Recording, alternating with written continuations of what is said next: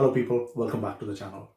So the trailer for Panipat came out more than a week ago. I saw the trailer and I was not going to put out a reaction video for this. Although it is an Ashutosh Gowarikar movie and the topic is really interesting, Arjun Kapoor in the lead sort of killed my enthusiasm for it. If you go back a few years, he made a very promising debut, but over the last few years he has somehow transformed into this dull, overweight, monotonous actor. That's not how he had started off. So something somewhere has gone wrong.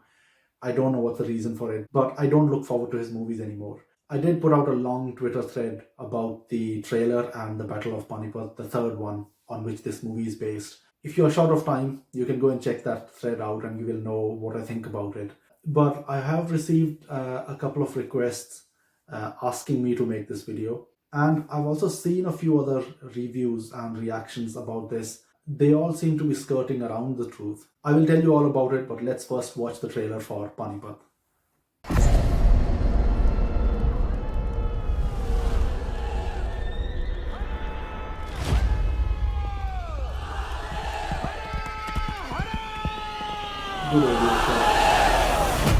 Maratha Bharat भूमि के वो योद्धा जिनके लिए उनका धर्म और कर्म उनकी वीरता है।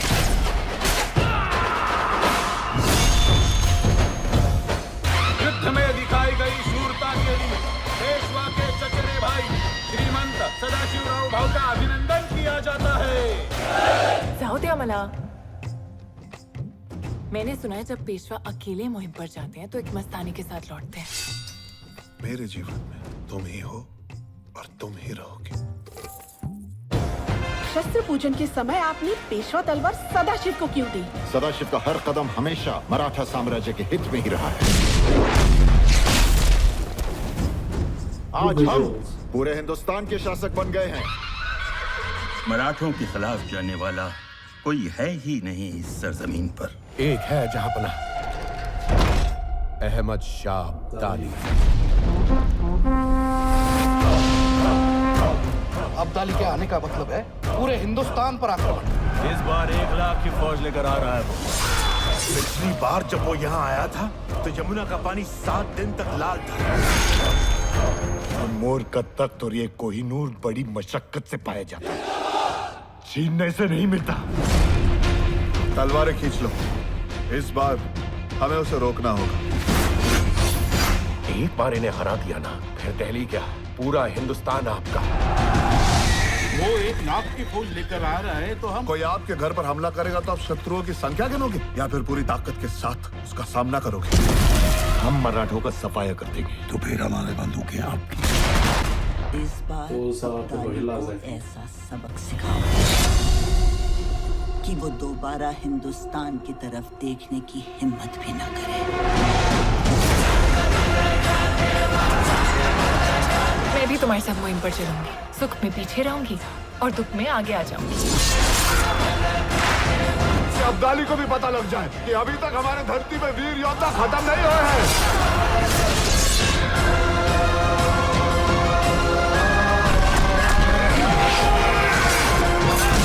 अब हमारे बीच कोई दरिया नहीं है, अब हमारे बीच सिर्फ पानीपत की ये रणभूमि है।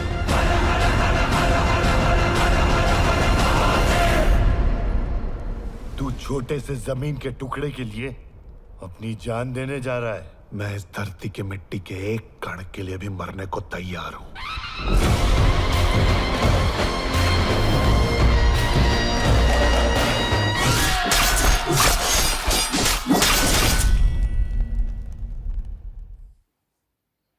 Okay, before we delve into the events of the actual battle, I think it is only fair that I speak about the trailer and what I've seen in it. If you watch it impartially and you keep your views about Arjun Kapoor's recent performances aside, this is not a bad trailer at all. And I'm saying that as someone who does not look forward to Arjun Kapoor's movies. I think you almost have to forget those opinions that you have about Arjun Kapoor and then watch this trailer. And if you do that, you will see that the trailer is not that bad. I think the visuals, this is all from the same school of filming as you would expect in Sanjay Leela Bhansali's sets. And we saw that in Kangana Ranaut's Manikarnika as well. Being an Ashutosh Gowarikar movie, I expect it to be a really long movie. and they have touched on a lot of events and a lot of details which any other filmmaker might skip over. So there is a long build up from the trailer that you can see to the actual battle. They are covering a lot of the historical battles, a lot of the details like the equipment of the armies, the way they were dressed, and all of that played a role in the final outcome of the battle. They are covering that. So I think they've done a really good job of that. A lot of the visuals are also very impressive, especially the aerial visuals in the beginning and then towards the end.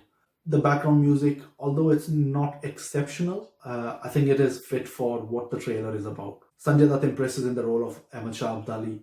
I think the biggest disservice they could have done was to take someone less impressive, less imposing than Sanjay Dutt. A second-rate actor would not have done justice to Ahmed Shah Abdali's role. It would have diminished the kind of odds that Sadashiv Rao was facing in the Battle of Panipat. So I think the casting of Ahmed Shah Abdali is really good. But at the same time, the casting for Sadashiv Rao Bhau with Arjun Kapoor, that's a bit of a puzzle. I don't know how that came about. It will be interesting to find out how they decided on Arjun Kapoor to play this role. Some of the problems that have creeped into Arjun Kapoor's acting of late, you can see that over here. He does appear quite still, quite lethargic, still overweight. But in the battle scenes, a lot of that is masked by the getup and the outfit that he has, the armor. And although I cannot comment on the historical accuracy of that, it looks very impressive. It looks very good on the screen. That's been one of my problems with all the trailer reviews and reactions. It's been universally panned, especially Arjun Kapoor. But I think a lot of that is based on people's opinions from his previous roles rather than what he is doing in this particular trailer. At the same time, that's where all the positives end for the trailer. Although Parvati Bai had an important role before, during and after the Battle of Panipat, Kriti Sanon in that role, again,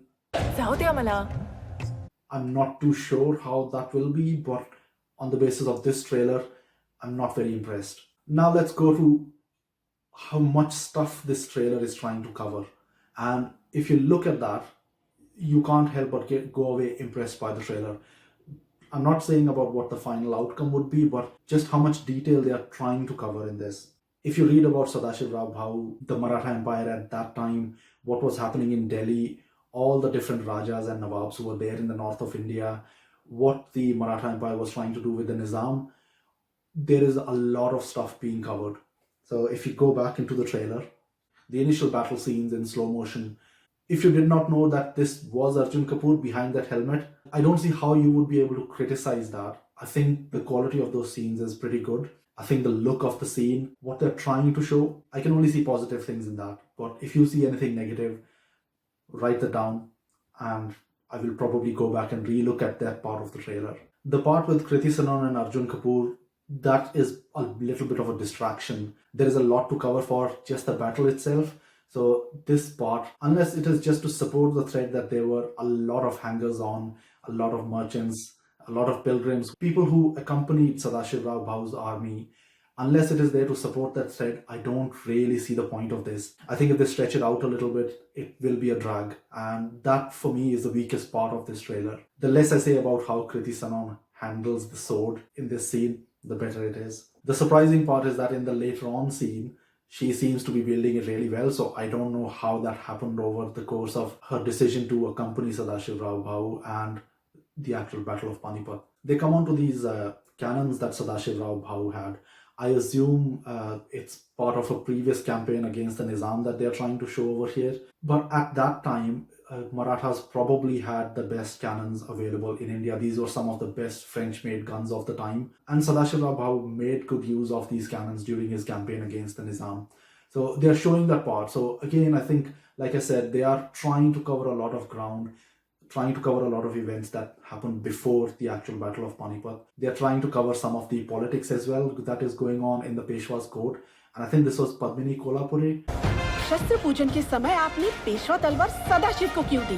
Sadashiv का हर कदम हमेशा मराठा साम्राज्य के हित में ही रहा. I can't remember the last movie that she has done, but good casting decision. So quite a mixed bag with casting. Some roles are really well cast and the others are not. This was an impressive scene. Just from the scene, my guess is that this is the Diwani Khast where the Mughal emperor used to sit. Whether it is Sadashiv Rao Bhau or it would be Raghunath Rao, who went before him in the previous campaign against the Afghans. Whoever that is, it's basically showing that Marathas were essentially ruling from Delhi. आज हम पूरे हिंदुस्तान के शासक बन गए हैं. Although there was a Mughal ruler at that time, but that was a nominal ruler. Marathas were the protectors of the throne, and this is a really good scene. Visually, it looks very good. They carry on towards the events that led to the arrival of Ahmad Shah Abdali. So Abdali had already come there before. He had installed his governors in Punjab, which were beaten by Raghunath Rao, and I think he was accompanied by Holkar in Scindia during that campaign as well. Ahmad Shah would have come in irrespective of this invitation going out.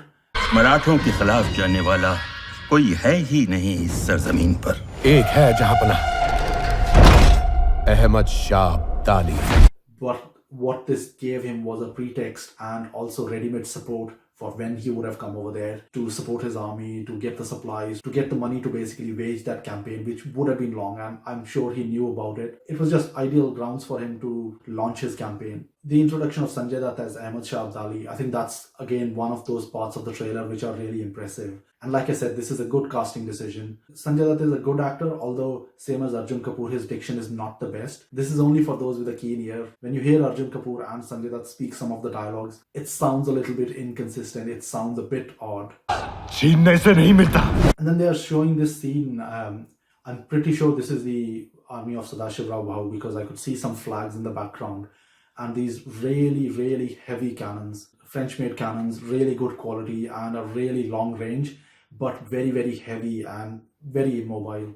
The cannons were managed by the Gardi soldiers, led by Ibrahim Khan Gardi. Very well trained, very well respected, and very effective in battle. And this scene with both these armies on opposite sides of the bank, historically pretty accurate.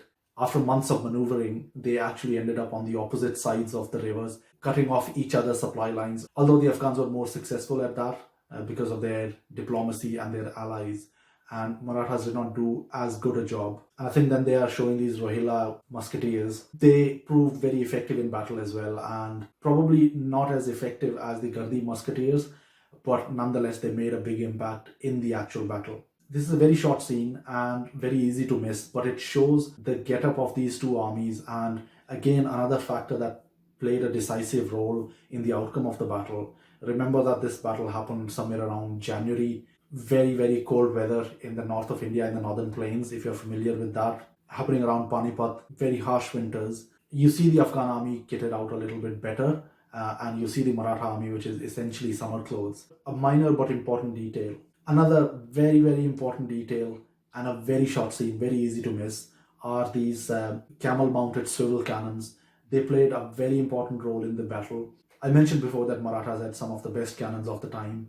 What the Afghans had were these, I think these were brass made, much smaller, mounted on swivel, so you could change the direction very easily. So very mobile, and also you could fire over the heads of your own army. So you could be behind your pikemen or other units and still effectively engage the army. Again, one of those many factors which led to the defeat of the Marathas in this battle. So Ahmad Shah Abdali's dialogue over here, अब हमारे बीच कोई दरिया नहीं है. it mentions an important event in this whole engagement that had happened in the Maratha campaign against Abdalis, which was the Battle of Kunjpura. Kunjpura was an Afghan garrison which the Marathas attacked. Abdali was on the other side of the river. According to the text that I have read, Abdali could see what was happening on the other side. The whole garrison was either killed or captured, and Abdali could not do anything about it because the Yamuna was flooded at that time. And although the garrison was routed, the Marathas did not gain much in terms of supplies, which is what they needed more than money or weapons at that time. And although they managed to kill a lot of generals from Abdali's army, it enraged Abdali, and he urged his army to cross the river even though it was flooded, and he did manage to cross it. I don't think he would have taken the risk without the Battle of Kunjpura and the absolute rout of the garrison that happened. Again, very impressive aerial scene. I like this, and the background music is very fitting for this one. I think the quality of the battle scenes looks very good. The slow motion scenes in the beginning and this one, hopefully that continues for all of it, and the climax of the movie is slightly longer than I would expect in any other movie. Hopefully they devote at least half an hour to 45 minutes to this battle. There are a lot of details, a lot of maneuvering that happened in the actual battle. It was a very, very evenly matched battle, and up until the end, when a couple of events happened which basically led to the defeat of Marathas. It could have gone either way. Abdali could have been easily defeated. It did not turn out that way, but hopefully the movie will show all those details and it's not just a mindless clash. There were a lot of tactics deployed, the way the armies were organized, the way the different wings were used, how the Marathas gained an upper hand initially and then they lost it. If they do go into those details and don't waste time on this story about Kriti Sanon and Arjun Kapoor, that will make this movie a lot better to watch. The trailer ends well, a lot of action. I think that might bring in some viewers. But for me, the interest in Battle of Panipat is more around the strategy and the tactics of the battle rather than the actual action. It's not a bad trailer, like I said. You almost have to forget that this is Arjun Kapoor in that helmet, and I think you will enjoy it. Hopefully it doesn't become a drag. It is not too long drawn. I hope the editor and the director are ruthless about cutting out parts which are not interesting and focus on what essentially was the battle and what happened during the battle. This is probably going to be the longest video I've done to date. I've spoken about the trailer and I think it is only fair that I speak about some of the reviews and reactions that I've seen. About the battle, I think the general sentiment is that a couple of things happened during the battle and they led to the Maratha defeat. As an example, I saw Pratik Borare's video. Panipat. दोस्तों आज हम इस video में पानीपत के तीसरे युद्ध के इतिहास के बारे में संक्षेप में चर्चा करने वाले हैं। उसके साथ में ही जो इस फिल्म का ट्रेलर रिलीज हुआ है उस पर भी हम थोड़ी सी बात करेंगे इस वीडियो के आखिर में। He has said in the past that he doesn't like posting trailer reactions and reviews. He has said some pretty dismissive things about trailer reaction and reviews, but when it has suited him, he has reacted to trailers. His videos are basically just him talking. That's his style. I have enjoyed quite a lot of his videos, but that line of thinking about deriding trailer reviews and then posting the same, I'm not sure how he explains that. So I saw his video. He's from Maharashtra, so I expected that there will be a little bit of Maratha perspective over there. I was quite disappointed when I saw it. Apart from all the usual stuff that he says, as far as the battle and the defeat of the Marathas were concerned, there were only a couple of points that he mentioned. So one was that Sadashiv Rao Bhau, he went missing from his elephant, and when the soldiers saw that their general was missing, they lost hope, and that led to the defeat of the Marathas. The other thing that he mentioned was that nobody from Rajputana supported the Maratha army. There was no unity. Apart from Surajmal, no one supported the Marathas with any kind of supplies, and if that had happened, Marathas probably would have won. And it is sort of mentioned in a way that the blame lies elsewhere, and some of the ownership that needs to be there about why the Maratha defeat happened. A lot of it was born from the decisions that the Marathas made themselves. The decision about sending Sadashiv Rao Bhau instead of Raghunath Rao, who had been on those campaigns. How Sadashiv Rao Bhau ignored the advice from Holkar and Scindia. They wanted to fight in the usual Maratha way of guerrilla warfare, and for some reason Sadashiv Rao Bhau thought it was beneath him, or he had too much confidence in his cannons and the Gardi contingent that was managing it.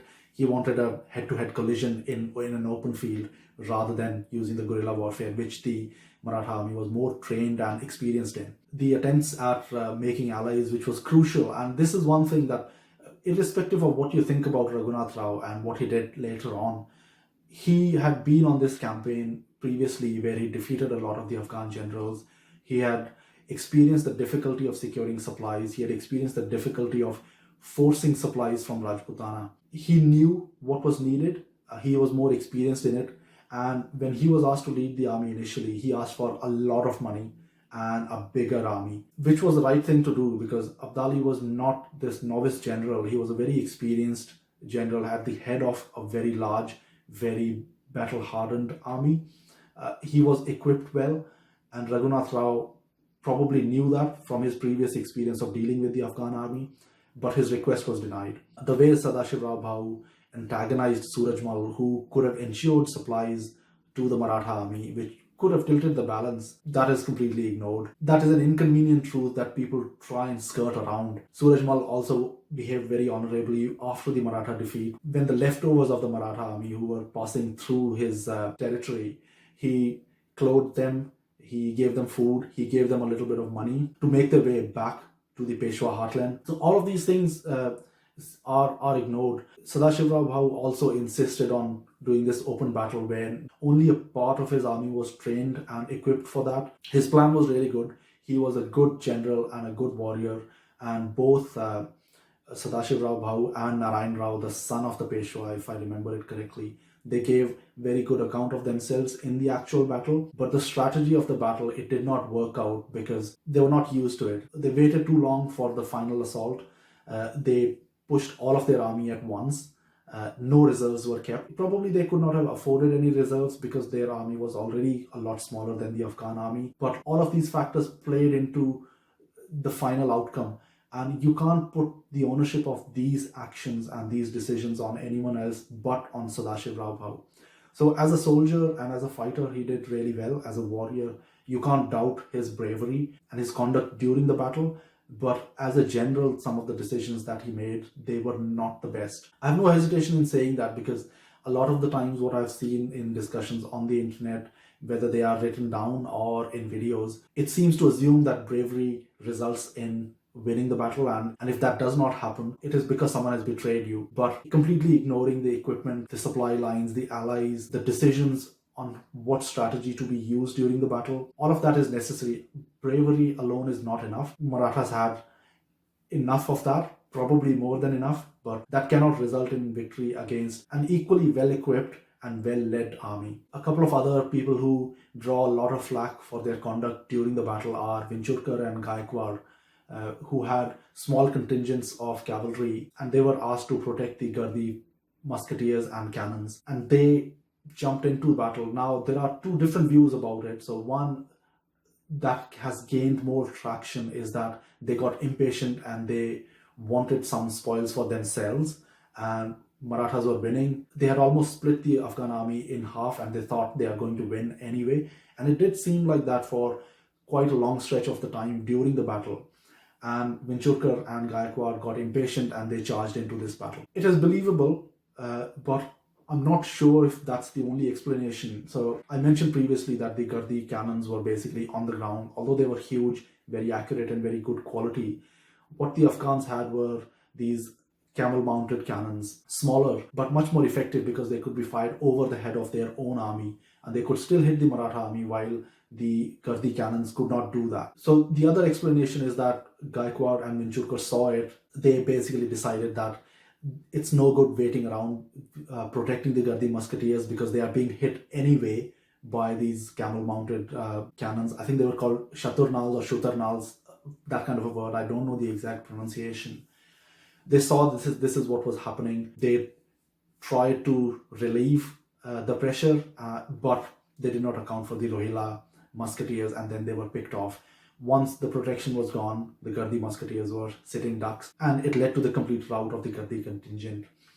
Another person who gets a lot of flack is Holkar. It was said that he abandoned the army, and he had somewhere around 10 to 15,000, I think, with him. And as a result, the leftover army was defeated, and Sadashiv Rao Bhau and Narayan Rao were killed. From what I know, the outcome of the battle was already known at the point when Holkar decided to retreat from there. He was on one of the flanks, I think, and he retreated.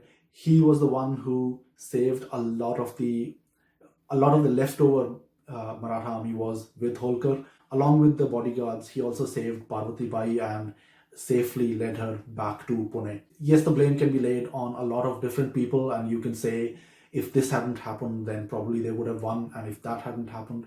But there are a lot of those things, so you can't reverse all of these little decisions that were taken and say, oh, let's do this instead of that, and then we would have won. It was a comprehensive defeat for the Marathas.